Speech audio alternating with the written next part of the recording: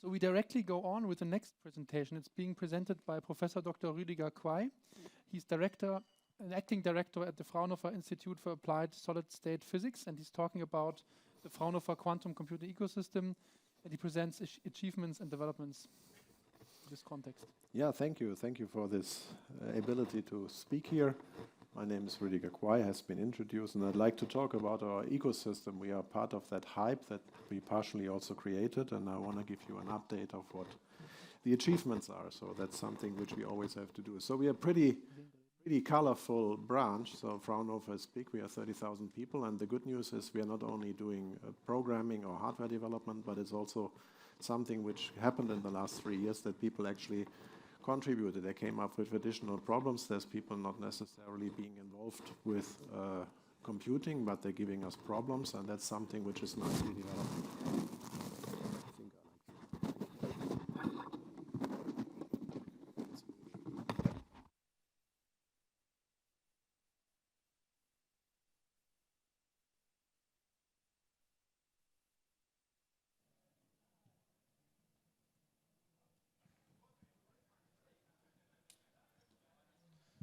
So that fits. It's also about hardware, so that's very typical. And what happened in the last 3 years that we also added things. So we were kind of the gatekeeper of the System 1 in Inningen from IBM, but there was also a lot of additional development. There was cooperation with supercomputing in Stuttgart, and there was also the simulation clusters, which were kind of run up to do that. And there's also even the idea that you have to teach some people to, starting from actually from a very low level, to tell people what quantum really is. And that is something which, for example, is done in the Quarks in Inningen near Stuttgart.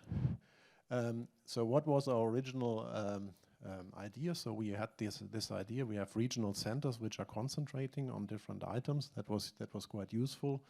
And we have a great luxury because other than companies, we can also ask not only as similar to the previous speaker, which problem would fit what we can do today. So that was quite useful. And we had, especially in Baden-Württemberg, we had a couple of projects where we take a broad thing of use cases, and we made some scaling in which of these use cases we might approach something which would in the end be something like quantum advantage, and how likely is that going to be, and maybe can we even correlate it to something what happens if the qubits are actually getting better. So that's something which was quite helpful. So that was a useful thing.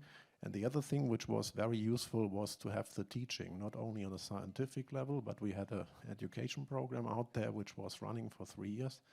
And that was very useful because we not only talked to scientists, there was a lot of teaching done about quantum, but also we talked to technicians. We talked to, sometimes it's even the Sparkasse calling, asking you what can quantum computing do for us? And there was also already a use in that because we told people, okay, at the moment this doesn't really fly what you think, but it was something which was very down to earth and I think quite realistic. So that was something we were also doing.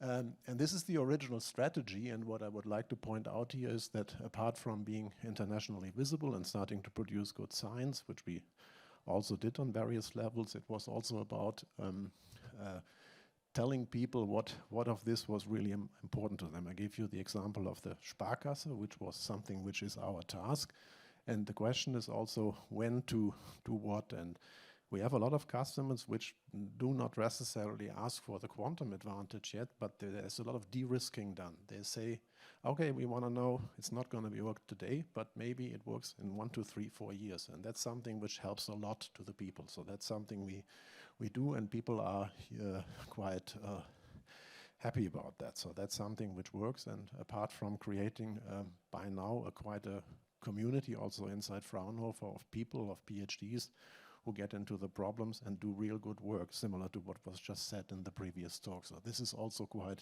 useful. Some results, so not just theory. So the first thing was that when you look at a real quantum computer, we had the chance to play with it for 3 years, which is great. So and some of the scientists actually know every qubit now really in personal terms, and they actually used them in the right way. That was useful. And they really did that. What was also quite useful on the long run was to think how good would the qubits eventually have to be. So we made some estimates, what would we require for the next generations, and especially when we're looking at the problems which would be really qubit limited, because We talk a lot about scaling, but one thing the scientists keep on saying, it's also about qubit quality. So a few good qubits are better than a large bunch of mediocre qubits. I don't share the idea that it's easy to make 1,000 qubits because we are technology guys. It's difficult, even if they're only mediocre. But this variational aspect is, of course, quite tricky. So there's also some learning in this if you come from the hardware side. So I like that people are trying to make a large number of qubits, because in the end they will, when they can do some, they will also in the end be able to get a lot of good ones. So of course the one individual pixel has to be quite good. So that's something we really learned. I can only also report that the legal aspects we thought were important in the beginning, they weren't too important in the end. So export and all these things, that was nice to do that, but it was essentially more scientific, what we learned. And the second thing is always we made it available to the bunch of scientists, and the computer was always full. So to the end, it was quite an experience to see that people were testing, and what is better than a bunch of scientists just doing their job to the extent they can do it. So I like that. That was a positive thing, and it's ongoing.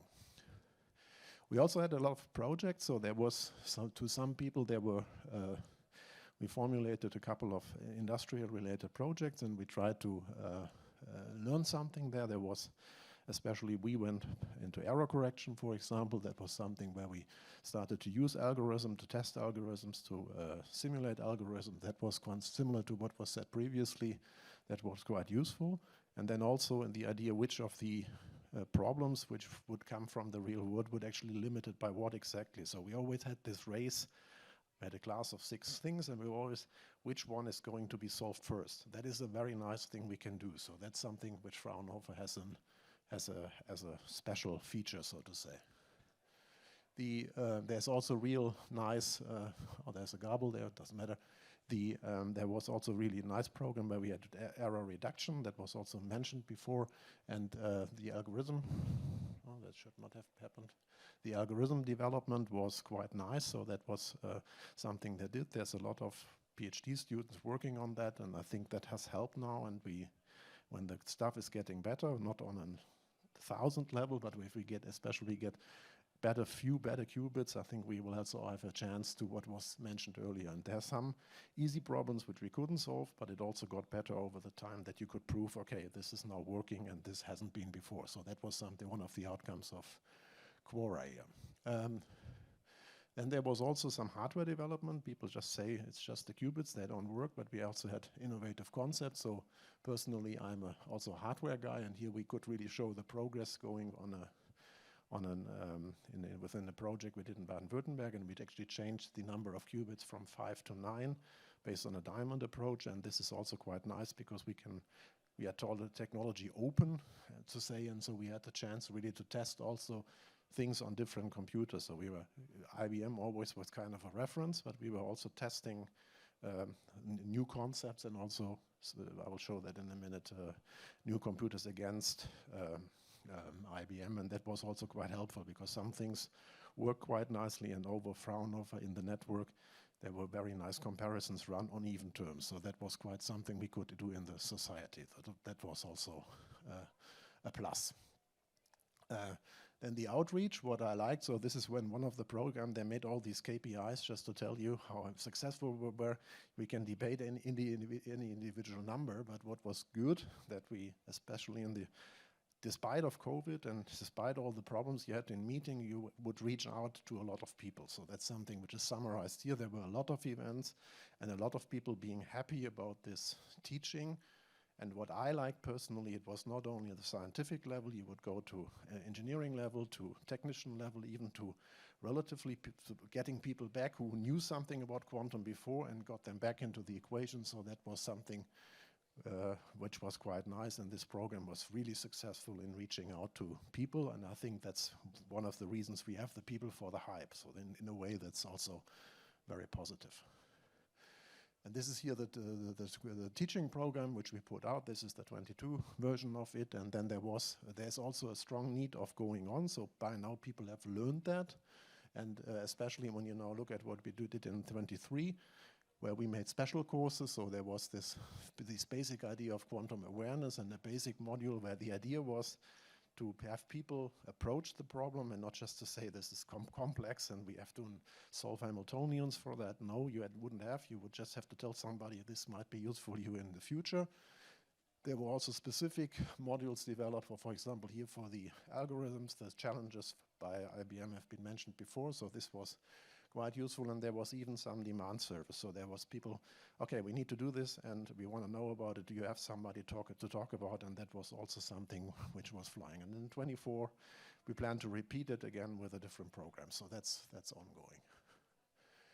Here is just, this is also very nice now. So people have associated, so to say, Fraunhofer very much with IBM. We are working very hard to continue that. The point is we also are open to any, so this is these companies which are working with us on the, so to say, level of the network. So you have the 4 companies. But the good thing about Fraunhofer is Fraunhofer works individually. So we have about, I think, 10 other companies who are talking to some institute, and you always get some kind of reference inside that.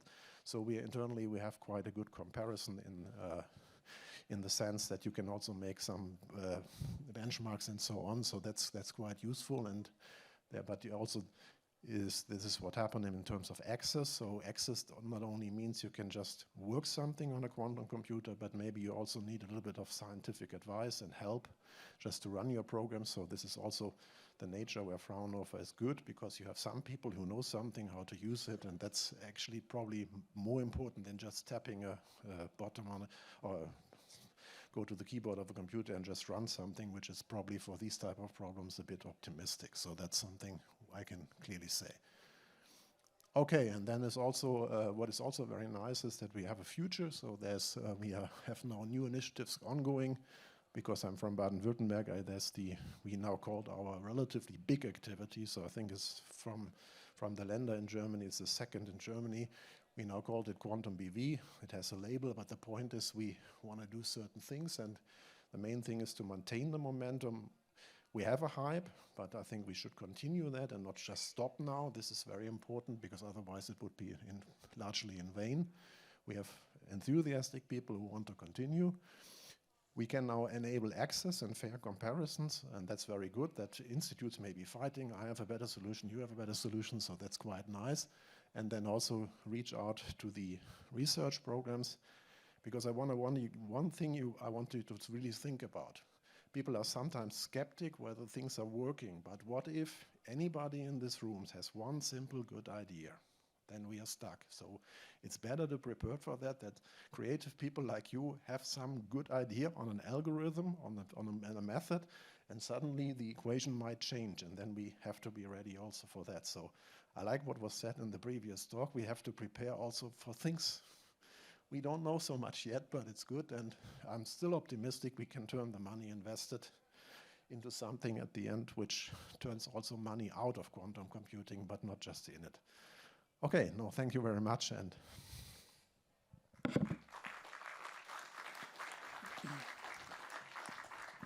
thank you, Rüdiger. Do we have any questions addressed to Rüdiger?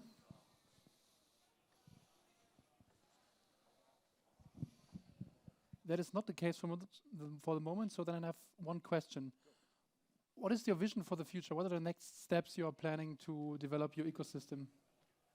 I think one thing is we hope for some good qubits. I like that because demonstration is good. I would like to keep the number of people in being involved the same as we have it. So these are 2 firm targets which we are fighting for. So this is already a lot. So that's what because as was said, we need a little bit of time, but I think just having started now, it's good. And what I also like personally, that maybe the third idea, that we also have things. I showed you some of the stuff for the diamond stuff, that we also get this to a reasonable number of qubits based on something which is maybe not cool. That is a personal target at the institute, not for the network. So we are working on that. So exciting times ahead for you. Yeah, I think so, yeah. Thank you, Rüdiger. Thanks a lot.